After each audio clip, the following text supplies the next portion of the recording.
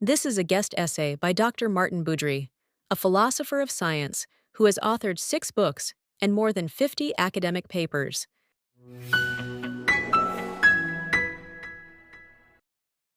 I recently traveled through Israel with a delegation of the Europe-Israel Press Association, a nonprofit that's independent of the Israeli government. While there, I talked to a wide variety of people, residents of Kibbutz Kfar Aza, Bedouins and Arabs living in villages near the Lebanese border towns, and in East Jerusalem, and members of the Knesset, the Israeli parliament, from various parties. During my visit, I was particularly struck by the loyalty that many Arab Israelis, though certainly not all, feel toward Israel.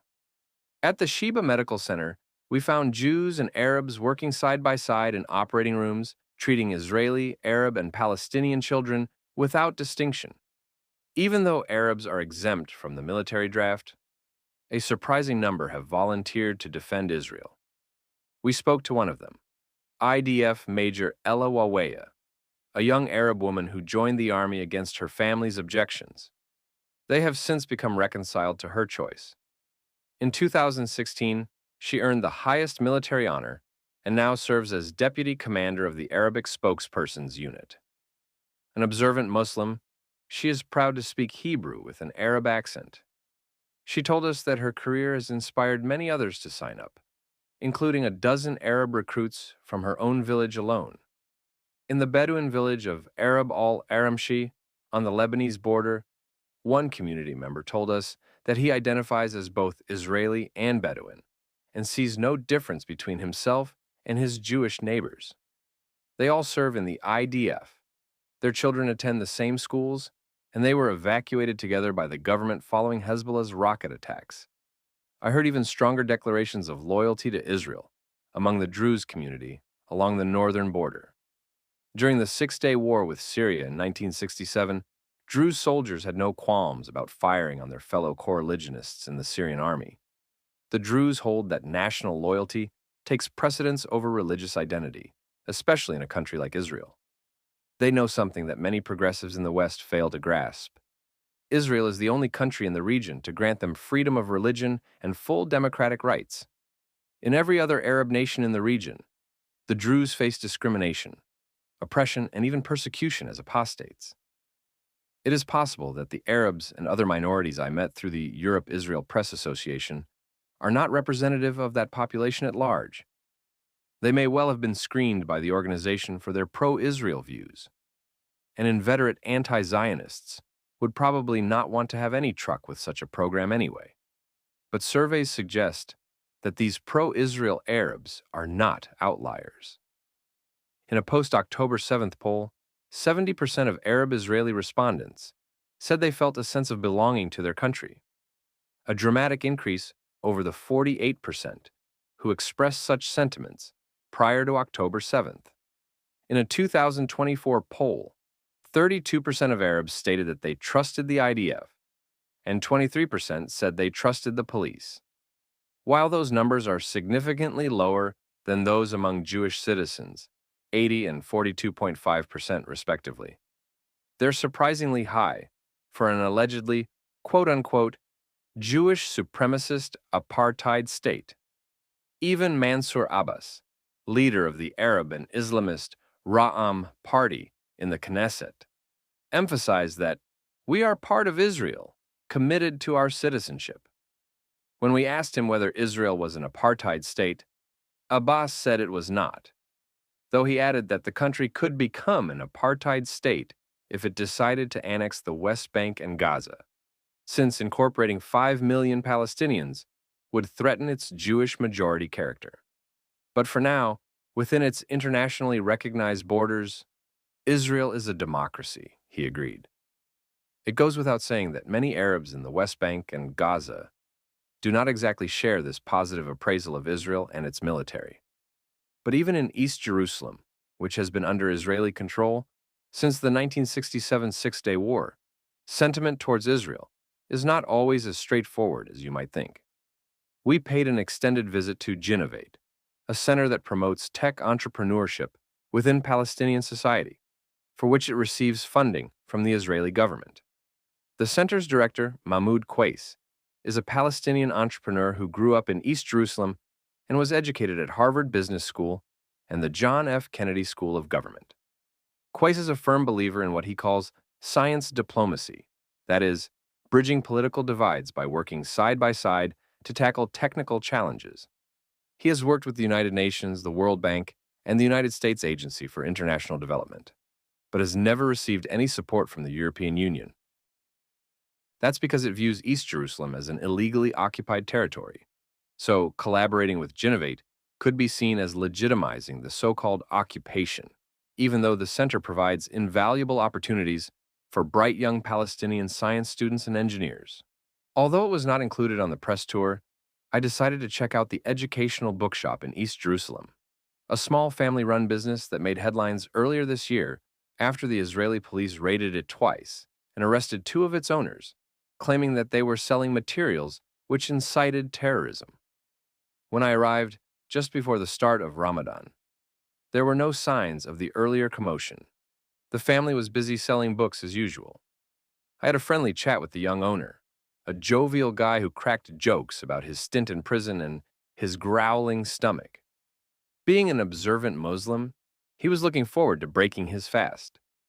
I bought a few anti-Zionist titles by Ilan Pappé and Norman Finkelstein, as well as, for good measure, a book by political scientist Yasha Mounk, who is pro-Israel. I didn't find any materials inciting terrorism, nor did I expect to. But one key detail, which you won't find in most Western newspapers, is that the Educational Bookshop was allowed to reopen a few days later, once again offering a treasure trove of books which are highly critical of the State of Israel and Zionism, as they should be permitted to, of course, in any liberal democracy that values freedom of expression. I didn't meet any Israelis who expressed a desire for genocide or ethnic cleansing in Gaza on my trip.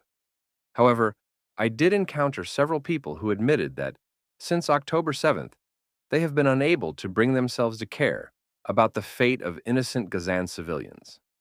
Understandably, this sentiment was particularly strong at Kibbutz Kfar Aza, many of whose traumatized and heartbroken residents used to employ Gazan guest workers, some of whom may have acted as informants for the terrorists who carried out the October 7th attacks. Some of these kibbutzniks had even been among the volunteers who drove Palestinian children to Israeli hospitals. But the bluntest expression of this hardened attitude toward Gazans came from Kazim Khalili, an Arab-Israeli LGBTQ influencer who had volunteered to serve in the IDF. He told us, "I know I shouldn't say this, but I have no compassion for the people in Gaza. I don't care. This may sound callous, but we should bear in mind that Kazim lost a cousin on October 7th, a paramedic brutally murdered by Hamas at the Nova Music Festival." Similarly, one of the most hawkish views on Gaza I heard during our trip was expressed by influential Arab journalist Khaled Abu Tawame, who is the son of an Arab-Israeli father and a Palestinian mother, and was raised in East Jerusalem. Tawame suggested that, quote, "The IDF should have temporarily reoccupied Gaza and declared itself the government. Instead of constantly moving in and out to fight shifting pockets of Hamas resistance, Tawame believes it would have been more effective had the IDF mimicked what Hamas did after its violent takeover, openly declare that they will rule Gaza, at least temporarily." In his view, this would have sent a strong message to the civilian population that Hamas's time was over. Israeli society is far from perfect. The country grapples with its fair share of ethnic and religious divisions, which are intensified by ongoing wars and the constant threat of terrorist attacks. At least part of the Jewish population harbor strong suspicions toward the Arab minority. Israel is a liberal democracy, but it is a desperate and struggling one, as historian Fania Oz Salzberger told me. Still, the existence of Israel shows that Jews, Arabs, and other religious and ethnic minorities can coexist peacefully. In some respects, Israel is actually doing a better job of integrating its Muslim minority than many of the European countries that have been quick to accuse the Jewish state of apartheid and genocide. The patriotism of many Israeli Arabs is remarkable and would be unusual among their coreligionists in Europe. In fact, even if you're a Muslim, you're probably better off living in the Jewish state than anywhere else in the Middle East. Nowhere else in the region do Muslims enjoy so many political and religious freedoms. This is especially true for LGBT Muslims. When a mosque in Berlin announced that it would welcome women and gay people, its female imam received so many death threats that the police had to provide her with 24-hour protection. As Kazim put it, when we asked him about being a gay Muslim in the Jewish state, quote, "It's not easy, but if I compare it to Europe, thank God I'm a minority in Israel." In his book, Orientalism, Palestinian-American academic Edward Said arraigned the simple-minded dichotomy found in Western Orientalist discourse between, quote, freedom-loving, democratic Israel and evil, totalitarian, and terroristic Arabs. Of course, that's a wild caricature of Western discourse about Islam. No one but the most extreme racist would portray all Arabs as inherently violent or evil. The Arab world is far from immune to Enlightenment ideas, as evidenced by the many liberal Muslims and ex-Muslims you'll encounter in Israel and elsewhere. Yet Said, with his myopic focus on quote-unquote discourses rather than underlying facts, a tendency he inherited from French historian Michel Foucault, was overlooking an inconvenient truth. There is only one country in the Middle East that upholds liberal Enlightenment values. If you genuinely care about progressive values, you should hope that the surrounding Middle Eastern countries will come to resemble Israel more closely in the future. For all its flaws, Israel remains the region's lone beacon of freedom and pluralism. On my last day in Israel, I had lunch with the Belgian ambassador at a restaurant in Tel Aviv. As we chatted about the political climate in Israel and the craven decision by some European universities to boycott the country, my host suddenly gestured toward the table beside us. "That's my friend Ehud Olmert over there," he exclaimed. I knew that Olmert had been Israel's prime minister from 2006 to 2009, but I wouldn't have recognized him on sight. Olmert is known for his peace offer to Palestinian Authority leader Mahmoud Abbas in 2008, which Abbas rejected, but also for a less savory reason. Olmert served 16 months in jail for corruption and bribery. As the elderly former statesman approached our table and I shook his hand, a thought struck me. This Jewish politician and lawyer, once the most powerful man in the country, ended up in prison thanks, in part, to an Arab justice on the Israeli Supreme Court. Does that sound like an apartheid state to you?